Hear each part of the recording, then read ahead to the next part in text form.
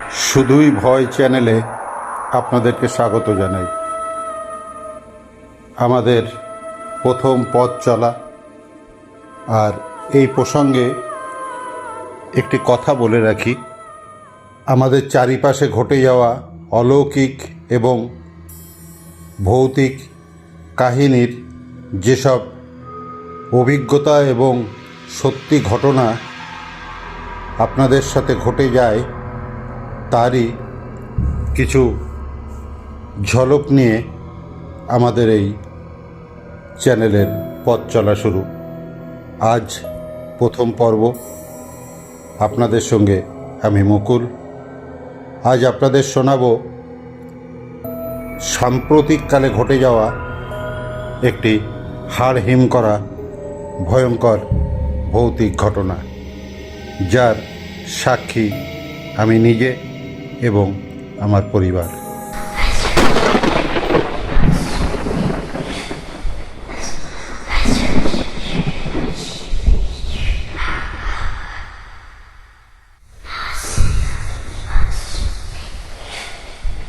বেশি দিনের আগের কথা নয়,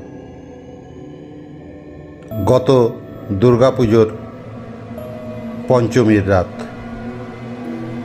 আমরা সপরিবারে যাই এখান থেকে পুরীতে। পুজোর 4টে দিন যেহেতু ছুটি থাকে, সেহেতু প্রতি বছরই এই পুজোর 4 দিন আমরা একটু দূরে কোথাও ট্যুরে যাওয়ার পরিকল্পনা করি।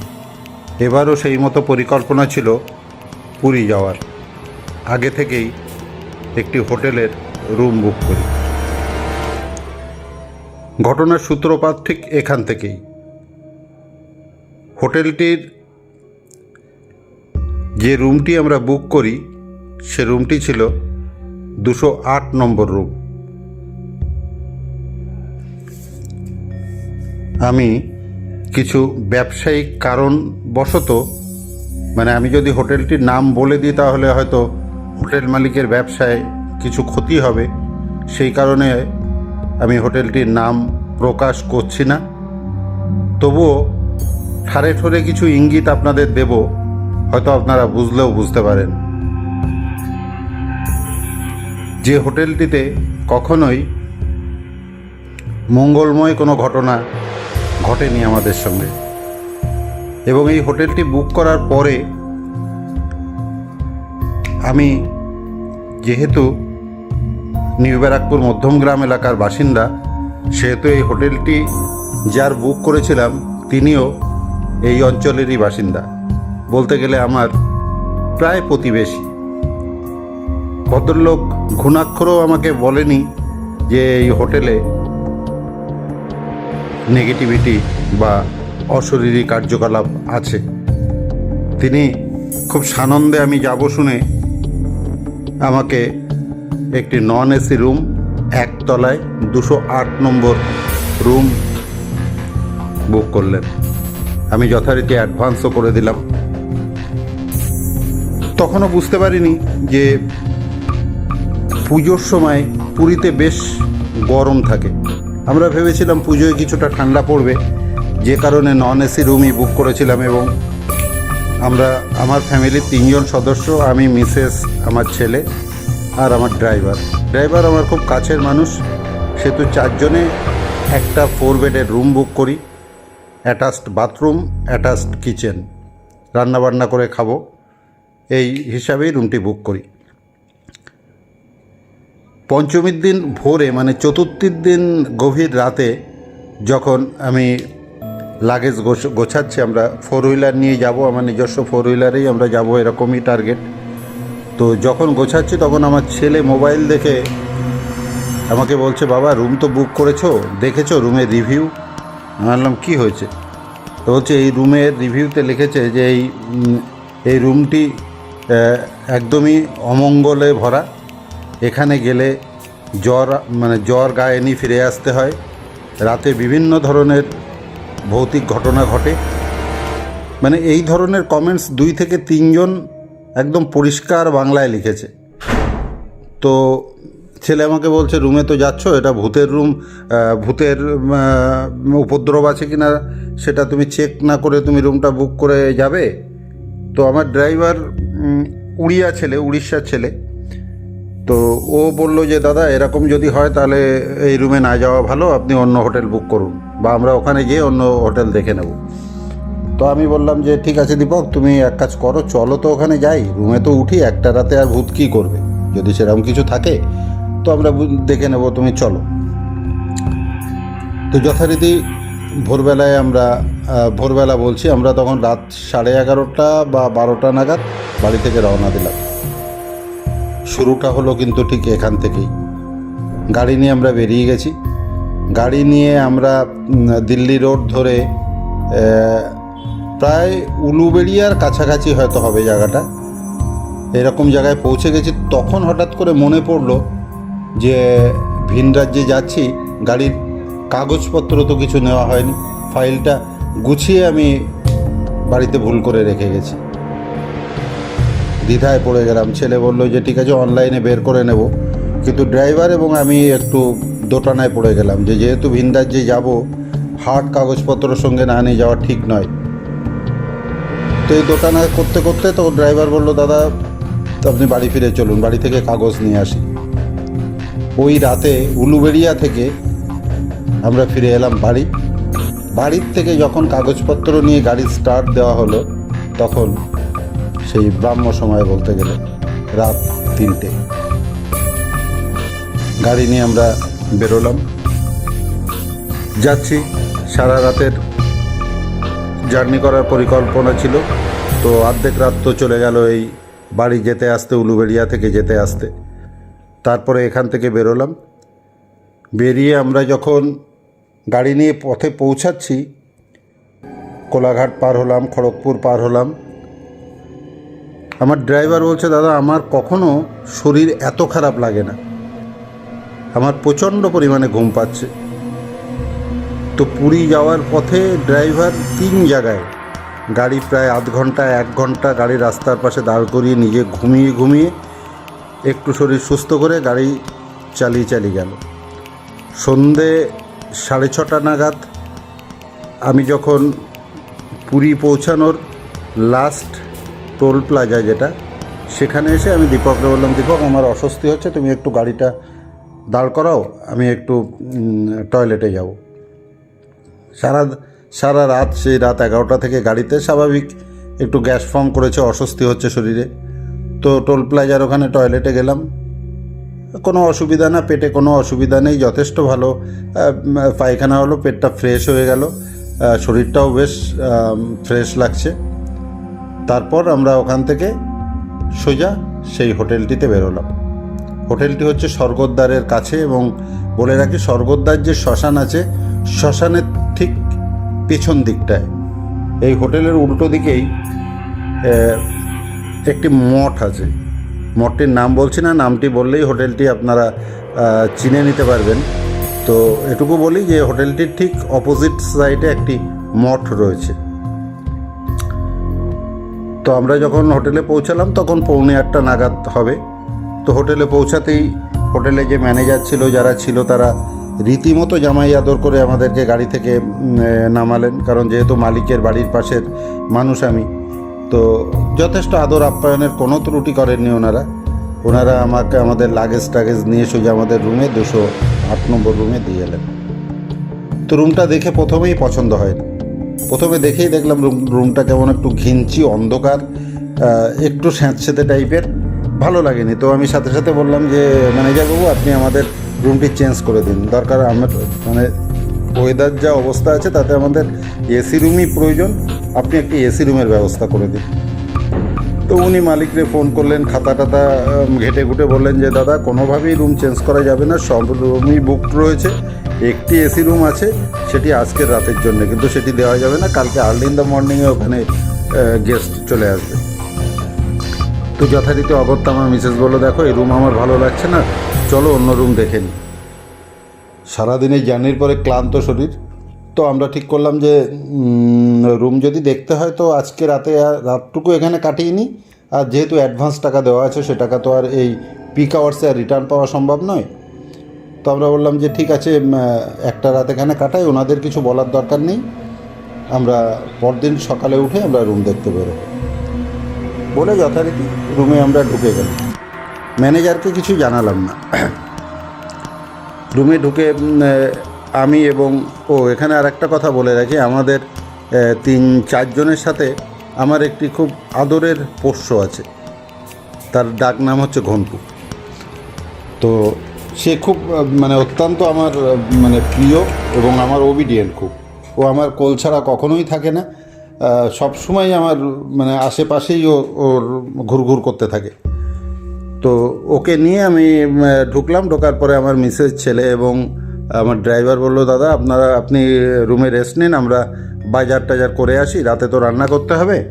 হ্যাঁ ঠিক আছে, বাজার পাশেই, একদম বাজারের পাশেই হোটেলটা, বাজারের গায়ে।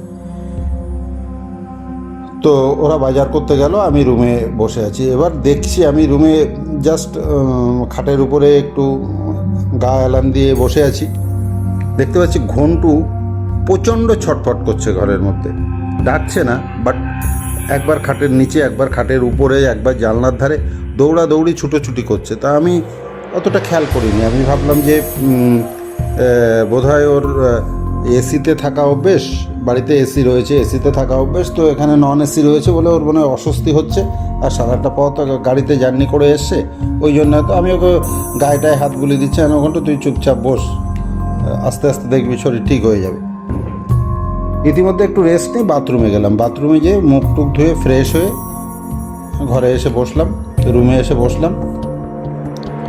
এবার রুমে এসে বসে মোবাইলটা ঘাঁটছি, মোবাইলে 2-1 জায়গায় ফোন করার চেষ্টা করছে, বাট কোনো ফোন দেখছি নেট কাজ করছে না, ইন্টারনেট কোনো কাজ করছে না, বাট ফোনও যাচ্ছে না, ফোন কোনো রকমে একবার রিং হয়ে কেটে যাচ্ছে, বারবার এটা হচ্ছে। তাই নেটওয়ার্ক নেই না কি, এই জায়গাটা কোথায় এসে পড়লাম। আর আমার একটু নেটের কাজও থাকে রাতে, তো সেটা হচ্ছে না, অস্বস্তি লাগছে। তো আমি মনে মনে ঠিকই করে নিলাম যে কাল সকালে বেরিয়ে যেতে হবে, এই হোটেলে থাকা চলবে না আমাদের। এইবার ওইভাবে মোবাইল ঘাটছি, হঠাৎ করে দেখছি বাথরুম থেকে জল পড়ার আওয়াজ হচ্ছে, এবং সে আওয়াজটা কিন্তু ফোঁটা ফোঁটা নয়, কলকল করে জল পড়ছে। এবার আমি তড়িঘড়ি মোবাইলটা রেখে বাথরুমে যেয়ে দেখছি কলটা পুরো খোলা, একদম জল কলকল করে জল পড়ছে। তো সন্দেহ হলো, বললাম যে কীরকম হলো ব্যাপারটা, আমি কি কল বন্ধ করিনি? তাও মনে হলো যে এসে ক্লান্তভাবে হয়তো কোনো মনের ভুলে হয়তো কলটা খুলে রেখে গেছি বলে আবার কলটা খুব শক্ত করে কলটা বন্ধ করে দিয়ে রুমে এসে বসলাম। এসে বসেছি, হঠাৎ দরজায় ঠক ঠক করে আওয়াজ। বললাম এই সময় কে এলো বলে আমি দরজা খুলেছি, বললাম বোধহয় ওদের ওখান থেকে কোনো কাউকে পাঠিয়ে দিয়েছে, হোটেলের লোক কাউকে জল টল দেওয়া বাকি আছে, হয়তো দিতে এসছে। কিন্তু আমি বাইরে দরজা খুলে দেখি করিডোর ফাঁকা, কেউ কোথাও নেই। এবার দরজাটা দেওয়ার সময় দেখছি দরজার লকটা ঢিলা আছে, একটু খটখট আওয়াজ হয় লকটা। তখন মনে হলো যে বোধহয় হাওয়ায় টাওয়ায় ওই লকের আওয়াজ হচ্ছে বলে আবার লকটা দিলাম ভালো করে, দিয়ে আবার খাটে এসে বসেছি। এবার বাইরে কিছুক্ষণ পরে দেখতে পাচ্ছি বাইরে মনে হয় বারান্দায় করিডোরটাতে কেউ ঝাড় দিচ্ছে বা জলের বালতি টেনে নিয়ে যাচ্ছে, এরকম একটা আওয়াজ হচ্ছে। তো তখন আমার মনে কোনো সন্দেহ আছে না, আমি ভাবছি বোধহয় গেস্ট এসে পরিষ্কার টরিষ্কার করছে লোকজনটন, হোটেলের কেউ, এরকম কিছু একটা ভেবে মোবাইল ঘাটছি এরকমভাবে। আচমকা আবার বাথরুমে এরকম জল পড়ার আওয়াজ। এবার সাথে সাথে বাথরুমে গেছি, যেয়ে দেখছি ঠিক ওই একইভাবে কল খোলা, একদম পুরো কলটা খোলা, এবং জল কলকল করে পড়ছে, ফোঁটা ফোঁটা জল পড়ার কোনো বিষয় নয়, পুরো কলটা কেউ খুলে দিয়েছে। এইবার আমার সন্দেহ হয়েছে, তখন আমি ঘন্টুকে কোলে করলাম, কোলে করে বারান্দায় চলে এলাম। বারান্দায় এসে আমি ম্যানেজারকে ডাকলাম। আশ্চর্যের বিষয় হচ্ছে, রাতে ডাকছি ম্যানেজার বা হোটেলের আর কেউ কিন্তু উপরে উঠছে না। হোটেলে যে বয় আছে সে বলছে, দাদা আপনাদের লোক আসার সময় জলের বোতলটা নিয়ে যেতে বলবেন। তাই বললাম তুমি দিয়ে যাও, বলে না আমি একটু বাইরে বেরিয়ে যাচ্ছি, জলের বোতলটা নিয়ে যেতে বলবেন। এবার হোটেলের ম্যানেজার নিচ থেকে বলছে, হ্যাঁ দাদা কী হয়েছে? বললাম যে এরকম কল বারবার বন্ধ করছি, কল খুলে যাচ্ছে, কী ব্যাপার? তখন বলছে না ওটা একটু কলের ডিস্টার্ব আছে, ওটা রাতের দিকে জলের প্রেশার থাকে একটু, ওটা অনেক সময় লুজ হয়ে যায়, আপনি একটু ভালো করে টাইট করলে দেখবেন আর জলটা পড়বে না। তো আমার আর সন্দেহ হলো না, আমি আবার এলাম, এসে দরজা দিয়ে কলটা গামছা দিয়ে ভালো করে টাইট করলাম। এখন দেখি গামছা দিয়ে, কারণ তখন কিন্তু মনের মধ্যে আমার সন্দেহ ঢুকে গেছে। দিয়ে বসে আছি, কলটা বন্ধ করে বসে আছি, আবার দরজা এরকম ঠক ঠক করে আওয়াজ, সাথে সাথে মানে ইনস্ট্যান্ট আমি উঠেই দরজা খুলেছি, খুলে এপাশ ওপাশ তাকিয়ে দেখছি কোনো কিছুই নেই, এবং ওটা হাওয়ার কোনো আওয়াজ নয়, কারণ ওটা নক করছে কেউ হাত দিয়ে, এটা পরিষ্কার বুঝতে পারছি। তো তখন ওটা বিয়ে করে গেলাম যে দাঁড়া বলে আমি ওই ঘন্টুর গলায় চেন দিয়ে আমি খাটের পায়ের সাথে বাঁধলাম, বেঁধে দরজাটা খুলেই রাখলাম, না খোলাই থাক দরজা, দেখি কি করে এবার দেখি। এবার ঠিক রুমের উল্টো দিকে আর একটা দরজা আছে, সেই দরজাটার ওখান থেকে একটা অন্ধ গলি, মানে কানা গলি যাকে বলে, ওরকম একটা কানা গলি চলে গেছে, ওর ওই পাশে আবার রুম আছে, একটা ছোট্ট কানা গলি আছে। তো আমি সেই দরজাটা খুললাম, দরজাটা খুলে আমি দেখলাম যে এপাশে কী আছে। তা দরজাটা খুলে যেই খুলেছি দেখলাম একটা কালো বিড়াল ওখান থেকে মেয়াও করে একটা ডাক দিয়ে দৌড় দিল ওখান থেকে, সোজা একটা কালো বিড়াল।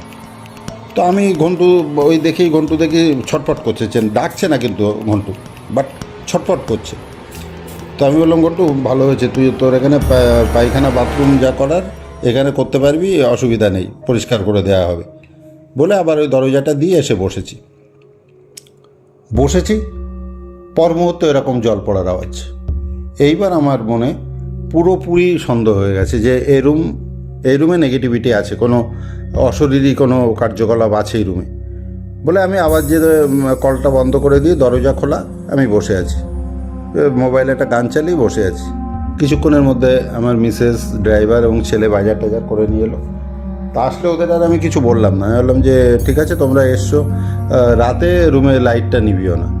তো আমার মিসেস বলছে কেন, কিছু দেখেছো? আমি বললাম না কিছু দেখিনি, কিন্তু রাতে লাইট, অচেনা জায়গা তো, রাতে লাইটটা নেভাবে না বলে ওরা আমার মিসেস রান্নাঘর পরিষ্কার করতে গেল। ইন দ্য টাইমে আমার সুস্থ শরীরে, আমি খুব সুস্থভাবে আছি, হঠাৎ করে পেটের মধ্যে একটা মোচড় দিল।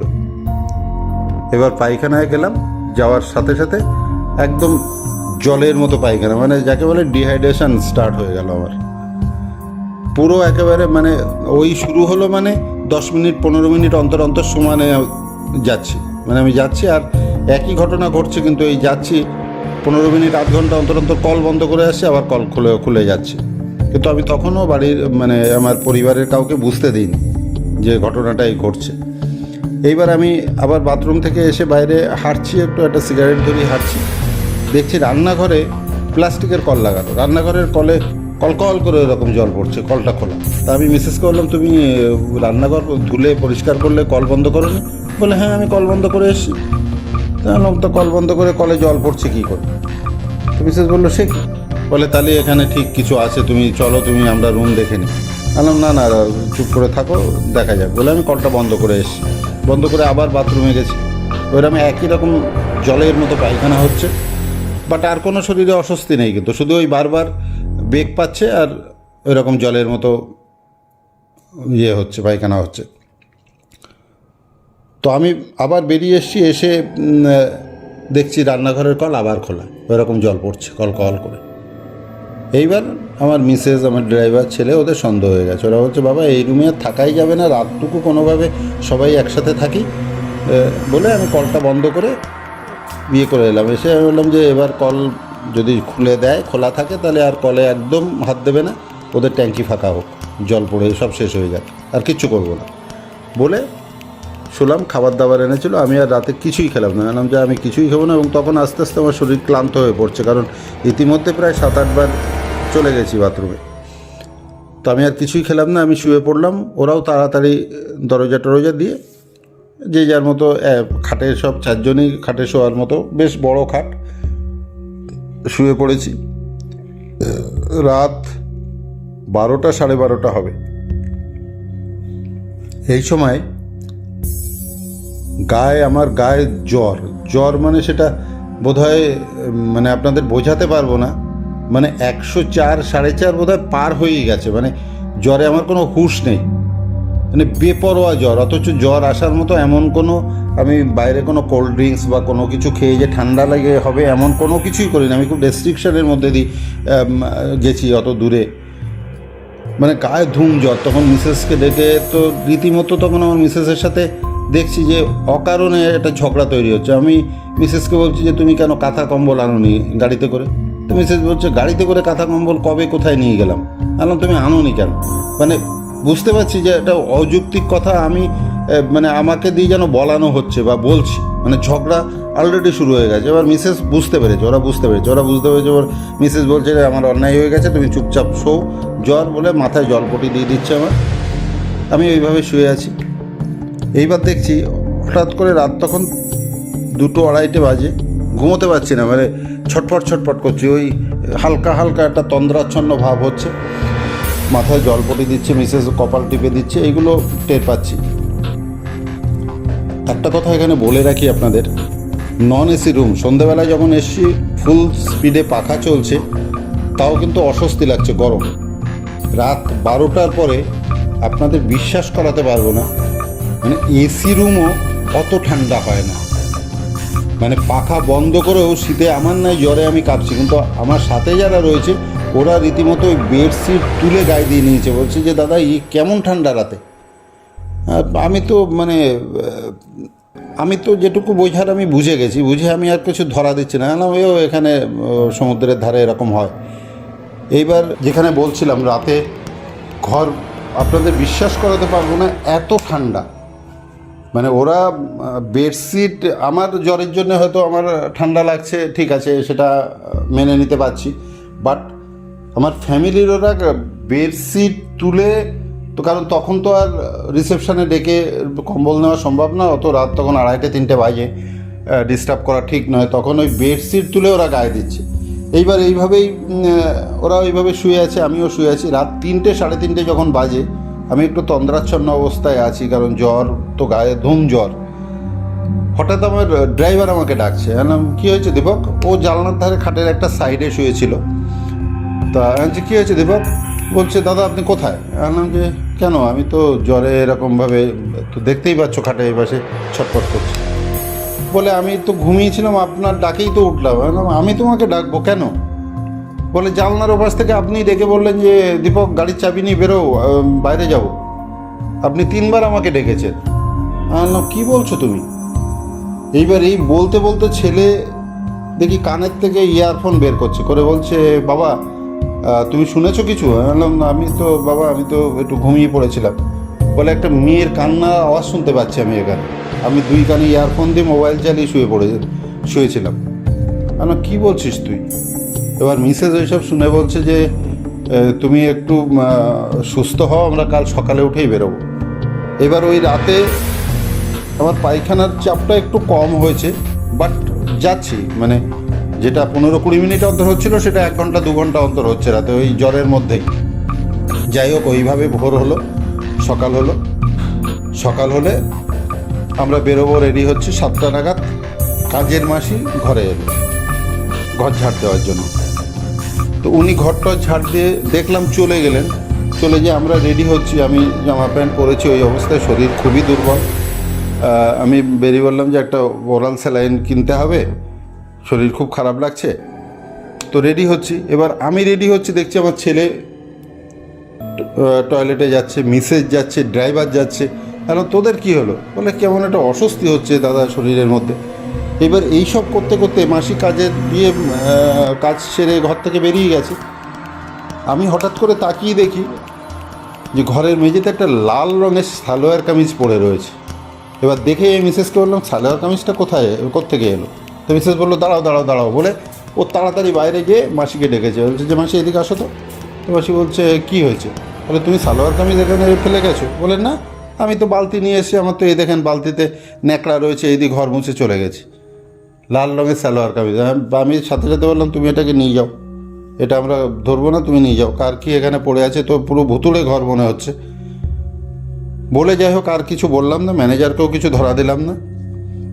আসলে ধরা দিচ্ছি, ওনার নিজেও কেমন খারাপ লাগছে যে একটা শিক্ষিত, একটা ভালো একটা ফ্যামিলির মধ্যে আমরা রয়েছি, একটা স্ট্যাটাস মেনটেন করি, সেখানে যদি এই ভূত প্রেত এইসবগুলো বলি তো নিজেরই কেমন লজ্জা লাগছে বলতে। তো আর কিছু না বলে আমরা সবাই মিলে গাড়িতে করে বেরিয়ে গেলাম যে অন্য রুম দেখার জন্য, এসি রুম দেখার জন্য। এবার স্বর্গদ্বারের ওখানে যে একটা দালালকে ধরলাম, বললাম যে বস আমাকে একটা রুম দেখাও, তো আমি রুম থাকবো। তো ও 3-4টে রুম দেখালো, রুমগুলো সব সি ফেসিং রুম, পছন্দও হচ্ছে, বাট সমস্যা হচ্ছে যে আমার ঘন্টুকে অ্যালাউ করছে না ম্যাক্সিমাম রুমে, বলছে যে কুকুর অ্যালাউ করবো না। তো যার জন্য ও বারবার দেখছে, একের পর এক রুম দেখছে। এবার এই বারবার করে ওর সাথে উঠতে উঠতে, সিঁড়ি উঠতে উঠতে না আমার শরীরে অস্বস্তি লাগছে, কারণ অতবার পায়খানায় গেছি আমি। এবার যাওয়ার পরে আমি ওই স্বর্গদ্বার যে শ্মশানটা আছে ওর পাশে একটা হোটেল আছে, ওই হোটেলে ও দেখতে গেল। তো আমি বললাম বস তুমি যাও, আমি এখানে বসি, বাইরে একটা চেয়ার আছে বসি। তো ও চলে গেল। এবার আমি ছেলে পাশে রয়েছে, আমি ওকে বললাম যে শোনা আমাকে ধর তো, এবার আমার চোখ মুখ অন্ধকার করে আসছে, আমি খুব শরীর খারাপ লাগছে, আর দীপককে ডাক, ওরা গাড়ি নিয়ে কোথায় আছে এখনই গাড়ি আনতে বল। বলে আমি ওইটুকু বলেছি, জানি, তারপর আর আমি কিছু জানি না। আমি সেন্সলেস, ওইখানে সেন্সলেস হয়ে যাওয়ার সাথে সাথে তারপরে ওরা আমাকে, সেই দালালটা ছুটে এসে আমাকে পাজা কোলা করে গাড়িতে নিয়ে যাচ্ছে। গাড়িতে যখন আমার জ্ঞান ফিরেছে তখন গাড়ি ভরে, মানে নোংরা একেবারে ভরে গেছে, প্যান্ট নোংরায় ভর্তি, মানে ওই অবস্থায়। তো আমাকে নিয়ে কোনোভাবে, তো মিসেস বললো যে ওই হোটেলে আর যাওয়াই যাবে না। তো আমি বললাম যে দেখো তো করে লাভ নেই, আমাকে তো ফ্রেশ হতে হবে না, চলো, যে কোনো রকমে ধরে ধরে রুমে গেলাম। রুমে যাওয়ার ওরা দেখেই, ম্যানেজার দেখেই বুঝতে পেরেছে নিশ্চয়ই, আমাকে বলছে যে দাদা আপনি এখনই হসপিটালে যান, আমরা সব ব্যবস্থা করে দিচ্ছি, আমরা দেখছি আপনাকে অন্য রুম দিতে পারি কিনা। ও নিজেই বলছে। তার মানে আমি তো তখনই বুঝলাম যে ডালমেকোস কালা হয়, এরা জানে ব্যাপারটা, বাট যে কোনো কারণে এরা চেপে গেছে। এবার আমি ওখান থেকে একটু ফ্রেশ হলাম, ফ্রেশ হয়ে হ্যাঁ আমি যখন আবার বাথরুমে ফ্রেশ হতে গেছি তখন আমি মেসেজ করলাম তুমি কোনোভাবেই দরজাটা খুলবে না, দরজার দুই পাশে দরজা আছে, এবং দুটো দরজার সিট কিনে দিয়ে দাও। দিয়ে দীপক আর আমার ছেলে গেল যে হোটেলের যে ডিউ বিল আছে, কারণ বললে কমাবে না জানি, ডিউ বিল টিলগুলো মিটিয়ে দিয়ে ওদেরকে বলে দিয়ে যে তা আমার ড্রাইভার বললো দাদা এখনই ডিউ দেবো না, আমি আগে শুনে আসি কত কী হচ্ছে, আমি ওদের সাথে একটু কথা বলে আসি, বলে আমার ছেলে আরও নিচে গেল। এবার আমি বাথরুমে যেয়ে ফ্রেশ হচ্ছি, প্যান্টগুলো নোংরা, এগুলো ফ্রেশ হতে একটু সময় লাগছে। মিসেস দুই পাশে দরজা দিয়ে শুয়ে পড়েছে। এবার রাতে সারা রাত ঘুমাতে পারিনি, নর্মালি একটু চোখে ঘুম লেগে এসছে। হঠাৎ করে দেখছি মিসেস চিৎকার করে উঠছে, বলছে যে তুমি কি করে ঘরে ঢুকলে। এইবার দীপক বলছে, আমার ড্রাইভার বলছে কেন দরজা তো খোলা আপনি। তখন মিসেস বলছে দরজা খোলা, তা আমি তো দুই পাশে দরজা দিলাম, ততক্ষণ আমি বাথরুম থেকে বেরিয়ে এসেছি। তা আমি বললাম দীপক আমি তো তোমার বৌদিকে দুই পাশে দরজা দিয়ে দিতে বলেছি, বলে এবং আমি শুনেছিও যে আমার মিসেস সিট কিনিটা তুলে দিল। বলে না দাদা আমি এসে দেখছি দরজা হাট করে খোলা, বৌদি ঘুমাচ্ছে। বললাম আর এক মুহূর্ত এখানে নয়। সাথে সাথে আমি ওখান থেকে বেরোলাম, গাড়িতে করে নিয়ে আমাকে নিয়ে যাওয়া হলো, এবং তার মধ্যে তো এরকম পায়খানা হচ্ছে, শরীর প্রচণ্ড পরিমাণে দুর্বল, জ্বর ওই রকম রয়েছে গায়ে। সাথে সাথে আমাকে নিয়ে যাওয়া হলো পুরী হসপিটালে। এখানে বলে রাখি পুরীতে কোনো প্রাইভেট ডাক্তার পাওয়া যায় না, কোনো চেম্বার বা এরকম কোনো ডাক্তারের ফেসিলিটি ওখানে নেই। ফলে আমাকে পুরী হসপিটালে যেতে হলো, পুরী যেটা মেন হসপিটালে যে আমার শারীরিক কন্ডিশান দেখে ডাক্তার বললো যে এই পেশেন্ট আমরা এখানে রাখবো না, আপনি এখনই আইডিতে নিয়ে যান। তো পাশেই আইডি, এবং পুরীর মেডিকেল সিস্টেম এবং ওদের সার্ভিস অত্যন্ত ভালো, এটা আমি প্রশংসনীয়। সাথে সাথে আইডিতে এলে আমাকে প্রায় 7খানা না 8খানা স্যালাইন চললো, ওষুধ ইঞ্জেকশনটা সব কিছু দিল, দিয়ে বললো আপনি প্রতিদিন সকালে এসে স্যালাইনটা নিয়ে যাবেন অন্তত 3 দিন, আর এই ওষুধগুলো খান, ঠিক হয়ে যাবে। আর টেম্পারেচার দেখে বললো যে টেম্পারেচার বুক টুক দেখে বলে টেম্পারেচার আসার তো তেমন কোনো কারণ দেখছি না, তবে এটার জন্য হতে পারে, ডিহাইড্রেশনের জন্য হতে পারে। দু একটা অ্যান্টিবায়োটিক তো দিয়েছেই, সাথে একটা ওই জ্বরের নিয়ে দিল, ক্যারেক্টাল প্লাস না ফেব্রিক প্লাস এই জাতীয় কোনো একটা ট্যাবলেট দিল। যাই হোক, দেখে ওই হসপিটালে প্রায় 2-2:30 অবধি আমি ছিলাম ভর্তি। ততক্ষণে ছেলে গোল্ডেন বিচের ওখানে আমার একটা এসি রুম পাওয়া গেল, যেখানে ঘন্টুকে অ্যালাউ করেছে। তো ওখান থেকে গাড়ি নিয়ে সোজা হসপিটাল থেকে রিলিজ হয়ে আমি সোজা ওইখানে, আর ওই হোটেলে যাইনি। আমার ছেলে এবং ড্রাইভার যে ওদের যা বকেয়া টাকা 4 দিনের রুম ভাড়া সব পেমেন্ট করে দিয়ে আসার পরে আমরা ওই রুমে যাই, এবং ওই রুমে যাওয়ার পরে আশ্চর্যজনকভাবে যে মানে আমার পক্ষে হাঁটা সম্ভব না, আমি হাঁটতে পারছি না, এত দুর্বল। ওই হোটেলে গেলাম, এবং তার পর দিন সম্ভবত ষষ্ঠী, সপ্তমী, অষ্টমী, তারপর দিন অষ্টমীর দিন আমি মানে অত্যন্ত দুর্বল, মানে তখনও কিন্তু পায়খানা হচ্ছে, বাট অতটা মানে অতটা ঘন ঘন হচ্ছে না। পরদিন যখন ডাক্তারকে দেখালাম, স্যালাইন নিলাম, ডাক্তার বললো যে দাদা হবে 3-4 দিন আপনার থাকবে, কিন্তু ভয়ের আর কিছু নেই, আপনার আর কোনো প্রবলেম নেই, আপনি স্যালাইনটা নিয়ে যাবেন আরও একদিন এসে। এবার আমার মনে তখন বারবারই হচ্ছে যে কি হচ্ছে, বারবার আমি বাথরুমে যাচ্ছি, আমার শরীরের মধ্যে একটা ঝাঁকুনি দিচ্ছে, কাঁপুনি আসছে। আমার মনে সন্দেহ দানা বেঁধে গেছে যে কোনো একটা নেগেটিভ এনার্জি আমার মধ্যে, মানে আমার মধ্যে কাজ করছে নেগেটিভ এনার্জি। তো আমি আমার মিসেসকে বললাম, দেখো এই অবস্থায় চলো আমি জগন্নাথ দেবের মন্দিরে যাব, আমি জগন্নাথ দেবকে একবার দর্শন করব। তো মিসেস এবং আমার ছেলে, ড্রাইভার সবাই বলছে দাদা আপনার শরীরে আমরা এনে ফুল আপনার কপালে ছুঁয়ে দিচ্ছি, কিন্তু আপনি যাবেন না, এই অবস্থায় আপনি যেতে পারবেন না, যে 10 মিনিট যাওয়ার পরেই মানে তার বাথরুমের বেগ পাচ্ছে, কি করে যাব। তাই বললাম যে না, আমি জগন্নাথ দেবের ওখানে যাবই, সে যেভাবে হোক আমি যাব। যারা জগন্নাথ দেব মন্দিরে গেছেন তারা জানেন সেখানে কি পরিমাণ ভিড় হয়, লাইন একটা পর্যন্ত লাইন থাকে, তারপরে যে মানুষের ঢল নামে পরিষ্কার একদম সেই বন্যার জলের মতো মানুষকে ঠেলে ঠেলে নিয়ে চলে যায় মূল প্রবেশদ্বারের মুখে। আমার ওই শরীরে আমি মন্দিরে গেলাম, জগন্নাথ দেব দর্শন করলাম, ওই ভিড় ঠেলে রীতিমতো ঘাম ঝরিয়ে আমার শরীরে কোনো রকম কোনো প্রবলেম হলো না ওই সময়টুকু। আমি দিব্যে জগন্নাথ দেব দর্শন করে আমি এলাম। আসার পরে ওই দিন রাত থেকে আমার শরীরের আস্তে আস্তে আস্তে আস্তে ডেভেলপমেন্ট হতে থাকে হলো। তো যাই হোক, ওইভাবে আমি নবমী দশমীর দিন পর্যন্ত আমরা নতুন ওখানে ছিলাম, টুকটাক একটু ঘুরেছি, শরীরও ঠিক হয়ে যায়, কিন্তু পায়খানাটা মানে একদম ভালো যেটা সেটা হয়নি। যাই হোক, দশমীর দিন আমরা বিকালে বেরিয়ে আসি, সোজা আমি আমার বাড়ি চলে আসি, এবং বাড়ি আসার পরেও আমার গার টেম্পারেচারটা কিন্তু যায়নি। তখন এখানে আমার যে হাউস ফিজিশিয়ান তাকে দেখাই, সে ওষুধ অ্যান্টিবায়োটিক দিলে 2 দিন পরে আমার জ্বরটা রেমিশন হয়, বাট পায়খানাটা কিন্তু আমার তখনও ঠিক হয়নি।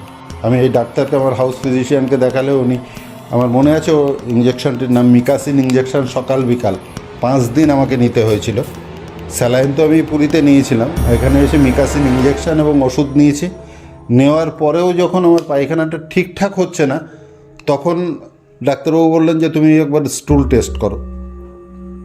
স্টুল টেস্ট করে অবাক কাণ্ড, স্টুল টেস্ট করে দেখি স্টুলের সাথে ব্লাড যাচ্ছে।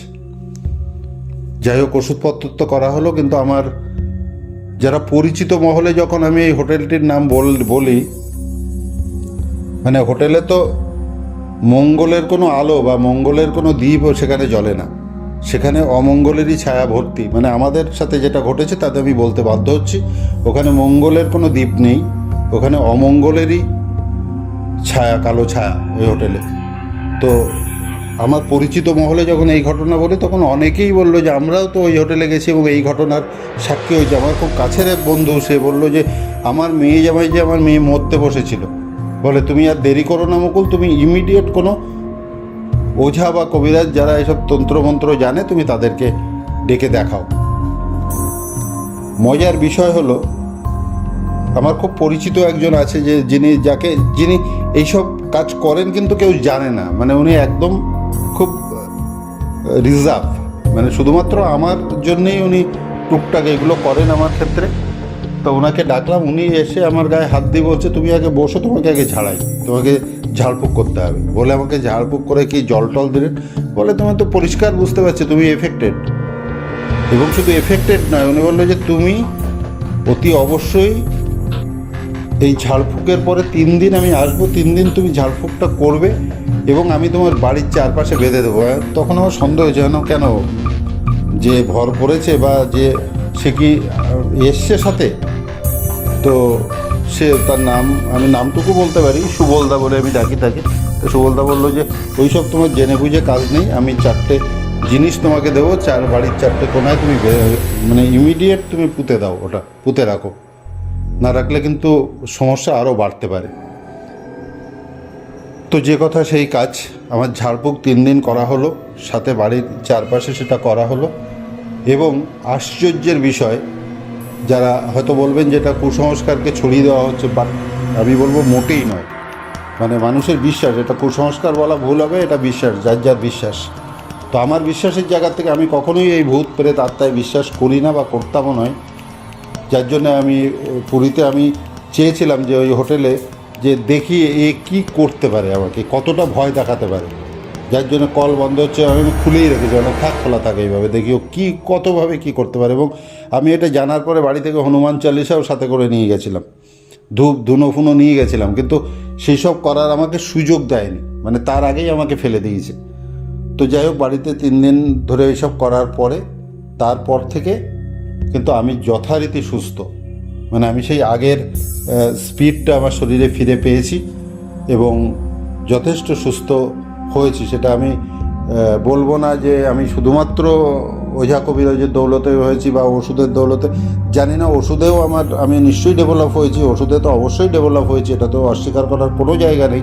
পাশাপাশি আমাকে ঝাড়ফুঁক করার পরেও আমার শরীরে ডেভেলপ হয়েছে। তো দুটোর মিলনে হোক আর যেভাবেই হোক, আমি এই যাত্রা সুস্থতার সাথে ফিরে এসেছি। তো এই হচ্ছে ঘটনা। এই ঘটনার মধ্যে আপনাদের আমি খুব অনেস্টলি বলছি, এতটুকু কল্প কাহিনী নেই, এতটুকু বাড়তি কথা নেই। যেটুকু ঘটেছিল আমার সঙ্গে, আমার পরিবারের সঙ্গে, আমি ঠিক সেইটুকু বলেছি। এবং আরেকটা কথা না বললেই নয়, আমি আসার পরে কিন্তু আমার ড্রাইভার অসুস্থ হয়ে পড়ে, ওরও ঠিক এইভাবে পায়খানা জ্বর, ওকেও ডাক্তার এবং ঝাড়ফুঁক করানোর পরে ও কিন্তু সুস্থ হয়। তো এটা উল্লেখ করার প্রয়োজন ছিল। তো যেটা ঘটেছে সেটাই আপনাদেরকে জানালাম, সেটাই বললাম। তো এই ধরনের সত্যি ঘটনা যদি আপনাদের কারোর সাথে ঘটে থাকে, তাহলে আমাদের চ্যানেলের মেল নাম্বার আছে, ফোন নাম্বারও দেওয়া থাকবে, আপনি হোয়াটসঅ্যাপ করতে পারেন বা মেলে জানাতে পারেন। আমরা আপনার সাথে যোগাযোগ করে নেব, পডকাস্টে আপনাকে ধরে নিতে পারি বা আপনাকে ডেকে নিতে পারি।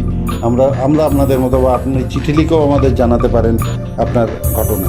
তবে একটাই অনুরোধ, জীবনে ঘটে যাওয়া এরকম অলৌকিক বা সত্যি ঘটনা আপনার সাথে হোক, আপনার পরিচিত জনের সাথে হোক, বা আপনার শোনা হোক, যার সত্যতা আছে এবং যে ঘটনা সাক্ষী আপনারা হয়েছেন, এই রকম ঘটনাই প্লিজ আপনারা আমাদের সাথে শেয়ার করবেন। আমরা কোনো কল্প কাহিনী বা কোনো গল্প নিতে পারবো না, বা আমাদের চ্যানেলটা সেই উদ্দেশ্যে আমরা সৃষ্টি করিনি। আমরা মানুষের সাথে ঘটে যাওয়া সত্যি ঘটনাটাকেই তুলে ধরার চেষ্টা করছি। তো সেই জন্য আমাদের এই প্রথম ভিডিও, প্রথম পথ চলা, তাই আপনাদের কাছে একান্ত অনুরোধ, চ্যানেলটিকে সাবস্ক্রাইব করবেন, লাইক করবেন, আমাদের সঙ্গে থাকুন, পাশে থাকুন। এই রকম অনেক সত্যি ঘটনা আপনাদের জন্য আমরা নিয়ে আসব আগামী দিনে। ততদিন পর্যন্ত খুব খুব ভালো থাকুন, সুস্থ থাকুন সবাই। আবার ফিরে আসব খুব শীঘ্রই আমি মুকুল আপনাদের সঙ্গে। নমস্কার।